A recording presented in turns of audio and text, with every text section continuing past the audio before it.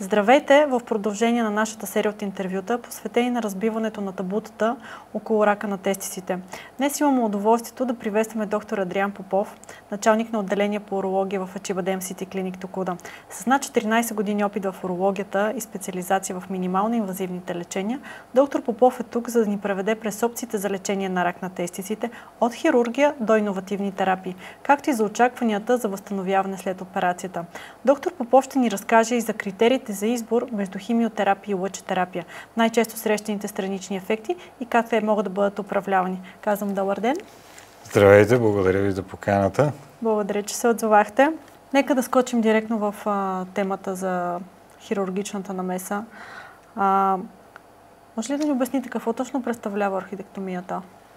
Орхидектомията по същество това е отстраняване на единият или двата тестиса, като второто е извънредно рядко, особено пък свързано с заболяването, за което говорим днес.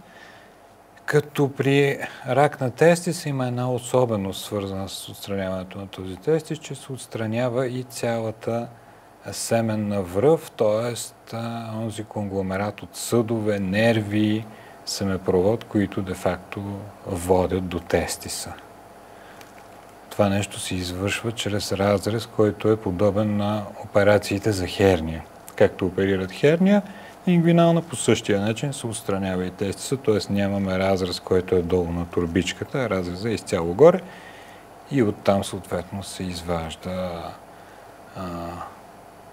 въпросния тестис заедно с свързващия му апарат. Как се взима решението за такава интервенция? Най-честата причина за извършване на такава операция е, когато при някой се установи тумор на тестиса, особено злокачествен. За доброкачествените се търсят други решения, свързани с орган съхраняваща хирургия, но при злокачествените това е стандартът на лечение. Винаги се започва с отстраняване на целия тестис и нерядко това е и основното и финално лечение. Възможно е тази операция да доведе до излекуване на пациента. Така че стигаме до такива решения тогава, когато имаме сериозни съмнения и доста солидни данни, че даден пациент има злокачествен тумор на тестиса. Има ли визуални изменения след една такава интервенция? Визуални изменения има, но ние ги парираме. Тъй като още по време на операцията най-често се слага заместител на мястото на тестиса. Вие сте донесли, може ли да го покажем на камерата? Така. Това е тестис протеза. Силиконов имплант, който е направен във формата на тестис. Взема се индивидуален размер на всеки пациент, поръчват се по индивидуални размери, има всякакви и те се влагат още по време на операцията. Тази процедура не е глезотия, а е съществена част от лечението, защото когато единият тестис го няма, другия е много склонен да се усуква около уста си. Той остава прекалено свободен, може да се усучи около уста си, една друга болест, която казваме торзио. И ние парираме този негатив, като слагаме въпросната протеза. Тя пречи на другия тестис да се завърти и съответно възстановява анатомията в тази област. Освен това, има и много сериозен психологически ефект, тъй като когато човек нещо няма и то точно от репродуктивните органи, това е доста сериозен психологически товар и ние го парираме с тази процедура. Именно и затова е най-добре да се сложи още по време на отстраняването на болния тестис, като разбира се, ако не е направено, винаги може да стане и на втория етап. Пациента няма от какво да се притеснява чисто визуално? Не. Абсолютно се изглежда така, както си. Ако избере да поставим протеза, да. А какви са очакванията за възстановяване след операция? Непосредственият възстановителен процес е сравнително кратък, толкова колкото да зарасне една хирургична рана от 10 дена до 2 седмици, като той е наистина много сходен и усещанията при операцията и възстановяването са много сходни като тези при операция за херния. Тоест, онези мъже, които са претърпявали такава операция, горе-долу могат да си представят какво би било, не дай си Боже, ако се налага да се прави и тази операция по отстраняване на тестиса. А вече в дългосрочен план много зависи от стадия на заболяването.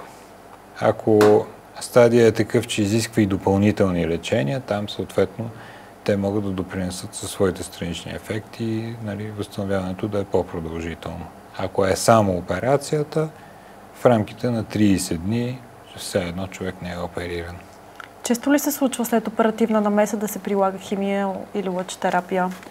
Доста често. В момента един всъщност стандарта на лечение при почти всички стадии е да се прилага следоперативна химиотерапия, като в ранните стадии тя е кратка и в по-малки дози, така че доста се минимизират възможните странични ефекти от едно такова лечение.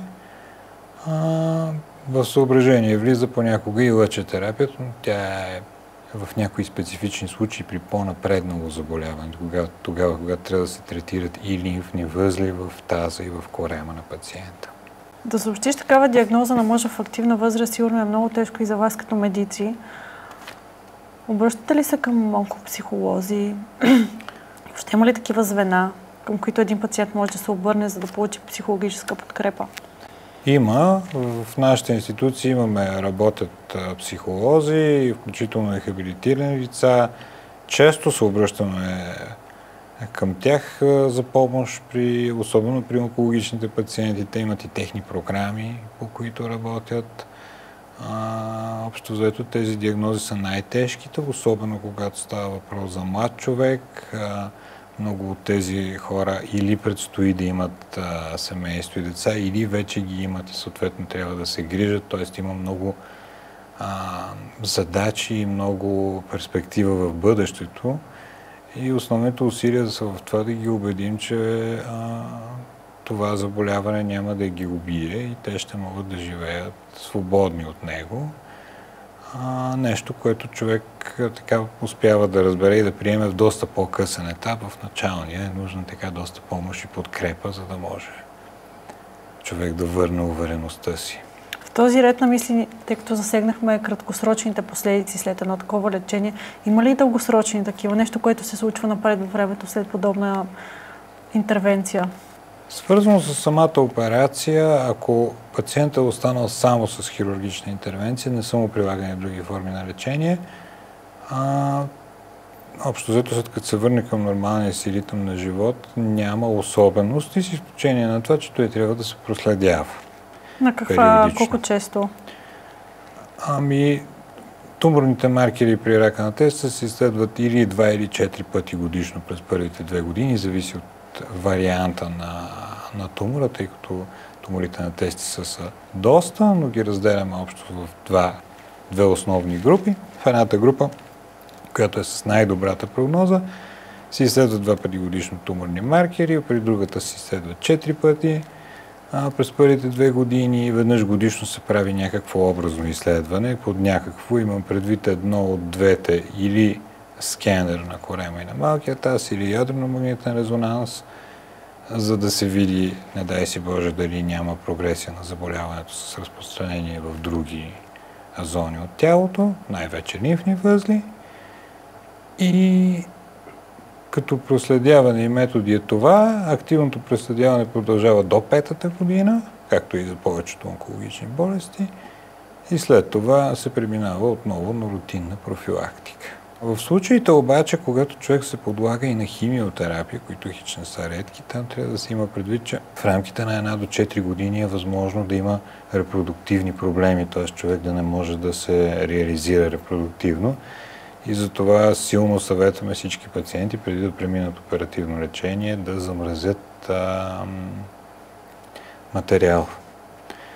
Да замразят сперма, за да могат да имат възможност да ползват инвитро фертилизация.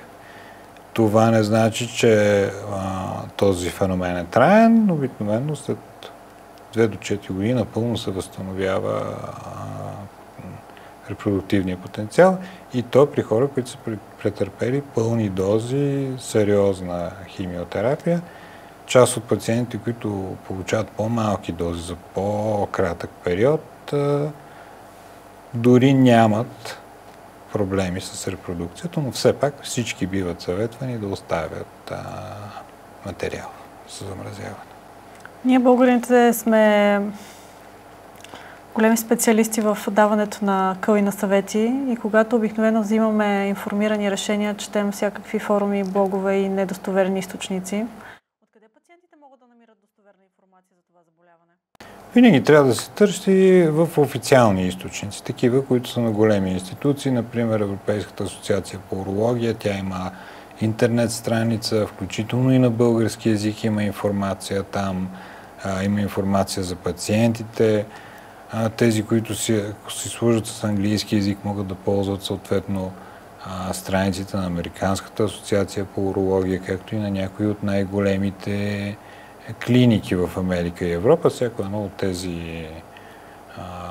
тези институции си има официална страница, информация за пациентите, но винаги трябва да търсим големия, сериозния източник. Страници на Световната здравна организация, на Здравно министерство и така нататък. Никога не трябва да търсим информация във форуми, да сравняваме с близки или познати, които са претърпявали един или друг вид лечение, защото случаите са много различни и пътя на всеки през подобен тип заболяване е доста индивидуален. Бихте ли отправили някакво послание към всички мъже, които в момента гледат, които може би ще им предстои или вече са тръгнали по този път? Главното, което мога да им кажа е, че заболяването, хванато на време, се лекува на 99%. Тоест от всички случаи на хора хванати на време, 99% успеваемостта на лечение на това заболяване, а дори при хората, които са в напреднала форма, успеваемостта пак е доста висока и достига почти 95%. Само най-тежките случаи са тези, които трудно биват спасявани, но пък те имат удължаване продължителността на живота, така че тази диагноза в днешно време в никакъв случай не е присъда. От нея са излекували много хора. Няма нищо страшно. Да. Добре. Благодаря ви, че бяхте наш гост. Надявам се да се видим отново. Благодаря ви, че останахте с нас. Следете ни в нашите канали в Spotify, Facebook и YouTube за още интересна информация по темата. А до тогава не забравяйте, че ранната диагностика може да ни спаси.